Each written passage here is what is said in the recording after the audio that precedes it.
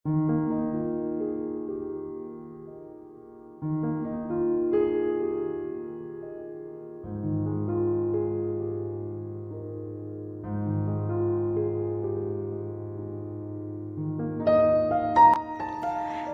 বন্ধুরা, শুভ দুপুর সবাইকে।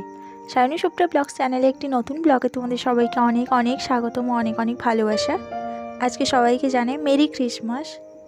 ভগবান যিশুর আজকে জন্মদিন উপলক্ষে সবাইকে অনেক অনেক শুভেচ্ছা ও ভালোবাসা। তো দেখো, আমাদের বনভোজনের পর্ব আজকে শুরু হয়েছে। আর এটা আমাদের খুবই একটা চেনা পরিচিত জায়গা। যারা আমার ব্লগ কন্টিনিউ দেখো তারা অবশ্যই বুঝতে পারবে এটা কোন জায়গা। তবে সবার আগে বলবো আবারও একবার সবাইকে মেরি ক্রিসমাস। সবার বড়দিন অনেক ভালো কাটুক, সুস্থ কাটুক, সবাই ভালো থেকো। সাথে একটাই কথা, প্লিজ ভিডিওটাকেও স্কিপ করো না, প্রথম থেকে শেষ পর্যন্ত দেখো। আশা করছি অনেক ভালো লাগবে, অনেক কিছু তোমাদের সাথে শেয়ার করতে পারবো। বিশেষ করে আজকের দিনটা কিভাবে আমরা সেলিব্রেট করছি, ভগবান যিশুর জন্মদিন, তো সেটাও তোমাদের সাথে শেয়ার করব। এটা হচ্ছে আমার বাবার বাড়ি। তো দেখো, আমরা সকালবেলা ঠিক বলা যাবে না, দুপুরে এসেছি পিকনিক করতে। সকাল থেকে বোন আর ভাই, পাশের বাড়ির ছোট বাচ্চাগুলো সব কিছু আয়োজন করে রেখেছিল। আমি আর মেয়ে দুপুরের দিকে এলাম, এসে রান্নাবান্না শুরু করে দিয়েছি। সেই বোন হরবড় হবে একা, তা আমি ভাবলাম দে তোরা আনন্দ কর, আমি রান্নাটা তোদের করে দিই।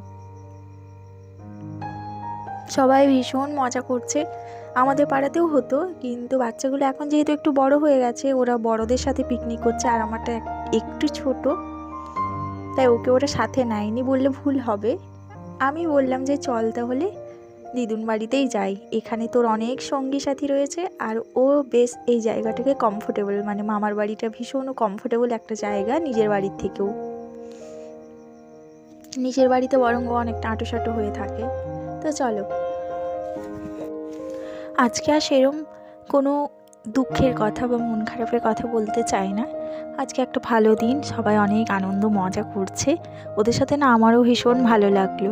অনেক দিন হলো আমিও কোথাও পিকনিকে যাই না, মানে বন্ধু বান্ধবের সাথে। কিন্তু এখন এদের সাথে, ছোটদের সাথে মজা করে করে না বেশ ভালোই লাগছে। তবে হ্যাঁ, পাশের বাড়ির বৌদি কিন্তু আমাকে একটা ভীষণ দামি কথা বলেছে। কি বলেছে জানো? শিং ভেঙে আমি নাকি এখন বাছুরের দলে ঢুকেছি। এটা আমার কিন্তু বেশ ভালো লেগেছে কথাটা। তো যাই হোক, বৌদি তো ননদের পিছনে লেগেই থাকে, সেটা সারা জীবন। তো চলো ঝটপট করে এখন রান্নাটা করে ফেলি। ভাবছিলাম একটু আস্তে আস্তে রান্না করব, কিন্তু উপায় নেই, আকাশের অবস্থা ভীষণ খারাপ। একটু আগে তো আবার টুপটুপ করে বৃষ্টিও পড়ছিল। ভাবছিলাম বাড়িতে রান্না করে নিয়ে আসবো, দিয়েই মাঠের মধ্যে বসে খাবো। আমার কাকুর ছেলে, মানে আমার ছোট ভাই, ওকে বোঝানো মুশকিল। কিছুতেই হবে না, এখানেই রান্না করতে হবে, তাতে যদি বৃষ্টি পড়ে তাও ঠিক আছে। তো চলো, এখন আমরা রান্না করছি বাঁধাকপি। এরপরে পাঁপড়টা ভেজে নেব।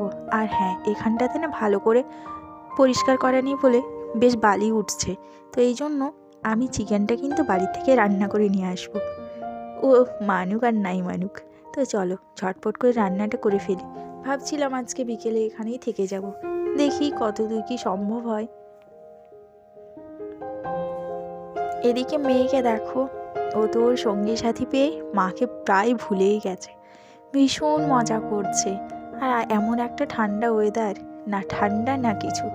কালকে যেহেতু বৃষ্টি হয়েছিল, এখানটা বেশ ভেজা, মাদুরটাও ভিজে গেছে। ওরা ওই জন্য মাদুরের উপরেই নাচ করছে।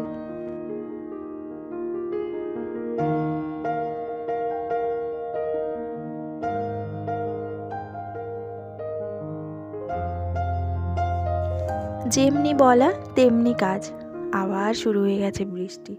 তো তার জন্য আমি চিকেনটাকে এনে দেখো আমাদের চালার মধ্যে রান্না করছি। ভাইকে বললাম একটু ভিডিওটা বানিয়ে দে। এত ব্যস্ততার মধ্যেও কিন্তু ও আমার ভিডিওটা ঠিকই বানিয়ে দিয়েছে দেখো। আর বেশ অনেকটাই মাংস, 950 মতো মাংস। কী আর করা যাবে, ওরা চাঁদা করে আগেই সব কিছু বাজার করে রেখেছিল। ঝাড়গ্রামে গেছিলো, আবার রসগোল্লা, নলেন গুড়ের কী কী সব নিয়ে এসছে। তো দেখো আমাদের রান্নাবান্না কমপ্লিট হয়ে গেছে। এখন আমি বাটি নিয়ে বসে পড়েছি। ছোট বড়, ওরা বড়রা যেহেতু একটু বেশি চাঁদা দিয়েছিল, ছোটগুলো কম কম। কিন্তু তাও এটা যেহেতু পিকনিক, তাই সবাই সমান ভাগ পাবে। এই জন্য দেখো একসাথে আমি বাটি নিয়ে বসে পড়েছি। আর এই ভাগটা করতে আমি কিন্তু বেশ ভালোই পারি, দেখে না বেশ সুন্দর করে করতে পারি। আর দেখো চিকেনটা কিন্তু বেশ ভালো হয়েছে। বাচ্চারা খাবে বলে আমি খুব একটা ঝাল বা তেল মশলা সেরকম কিছু দিইনি, কিন্তু টেস্টটা নাকি খুবই ভালো হয়েছে। সব থেকে বড় কথা দেখতে তো খুবই সুন্দর হয়েছে। তো চলো এখন ওদেরকে খাওয়া দাওয়াটা শুরু করে দিই। খাওয়া দাওয়া শুরু হতে হতে প্রায় আমাদের না 2:30-3টে বেজে গেছিলো। তো চলো আজকে আমাদের কী কী মেনু হয়েছে সেটাও তোমাদের সাথে শেয়ার করব। আর হ্যাঁ, থালিটা দেখে নিশ্চয়ই বুঝতে পারছো কি সুন্দর সাউথ ইন্ডিয়ানদের মতো হয়েছে না, কলা পাতার থালায় ভাত। এটা একটা বেশ ভালো লেগেছে। ওরা বলছিল পাতা কিনবে, আমি বললাম না থাক, কি আর দরকার পাতা কেনার, গাছে যেহেতু এত পাতা রয়েছে এখান থেকেই কলা পাতা কেটে নেওয়া যাবে। তো চলো, বাচ্চাগুলো ভীষণ খুশি হয়েছে। আমার মেয়েকে তো দেখো, ও তো বলছে মা এরকম পাতাতে তুমি আমাদের বাড়িতেও ভাত কেন দাও না প্রতিদিন, নতুন একটা জিনিস পেয়েছে। বাড়িতে বাচ্চারা যাই খাক আর না খাক, কোনো পিকনিক বলো বা একসাথে যে কোনো গেট টুগেদার অনুষ্ঠানে ওরা একটু বেশ ভালো মতন করেই খাওয়া দাওয়া করে কিনা সেটার থেকেও বড় কথা, ভীষণ আনন্দ করে খাই, বেশ তৃপ্তি নেই, যেটা আমার খুবই ভালো লাগে। এই জন্য আমি ওকে ঘর থেকে বের করানোর চেষ্টা করি, বন্ধু বান্ধবের সাথে মিশুক, তাহলে ওর মনটাও একটু ভালো লাগবে। দেখো কি সুন্দর লাগছে না থালিটা। তো চলো ওরা খেতে থাকুক, আর আমি ততক্ষণ তোমাদের সাথে একটু গল্প করি। ছোটোবেলায় কি হতো জানো, আমরা না 24শে ডিসেম্বরের রাত থেকেই ঘুমোতে পারতাম না। আমাদের পাশের পাড়াতে সবর পাড়া আছে, তারপরে এমনি আমাদের যে মাহাতো বস্তি রয়েছে সেখানেও ইয়ং ছেলেরা পিকনিকটাকে বিশাল একটা জমজমাট ব্যাপারভাবে করতো জানো। ভীষণ ডিজে চালিয়ে গান সে সারা রাত ধরে চলতো, তাতে অবশ্য অনেক নেশা ভানো হতো, কিন্তু তাও ওরা বেশ মজা করতো। সারাদিন সব বড় বড় ছেলেরা রান্না বান্না, খাওয়া দাওয়া, তারপর নাচ গান তো রয়েইছে। কিন্তু সেটা না এখন প্রায় দেখা যায় না বললেই চলে। এই তো আজকে 25শে ডিসেম্বর, আমি তো দেখলাম না আমাদের পাড়াতে কোথাও গান বাজিয়ে পিকনিক হচ্ছে।